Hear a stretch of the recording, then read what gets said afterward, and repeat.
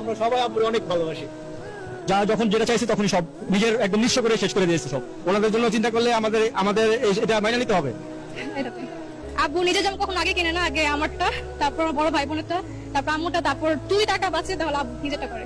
আমরা অলওয়েজ চেষ্টা করি আব্বুর জন্য একটা ছোট করে গিফট আগে থেকে রেখে দেওয়ার জন্য, কারণ আব্বু নিজে থেকে কখনো কিছু কিনে না, তাই আমরা আগে থেকে আব্বুর জন্য ছোট একটা গিফট কিনে রেখে দিই, যাতে স্যাক্রিফাইস আব্বু বেশি করে টাকা পয়সা দিক দিয়ে, আর আম্মু করে ঘরের দিক দিয়ে।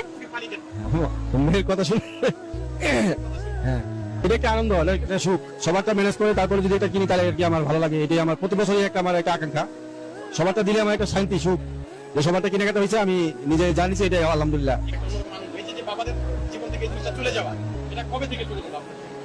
এখন ছেলে মেয়ে বড় হয়েছে, এখন ওনাদের একটা ভবিষ্যৎ আছে, ওনাদের জন্য চিন্তা করলে আমাদের এটা মাইনে নিতে হবে। এটাই আমাদের মাইনে নেওয়া উচিত।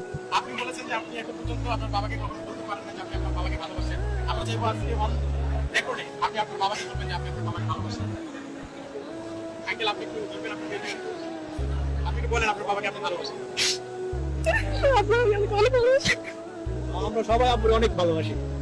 সবার চোখে পানি। আপনি তো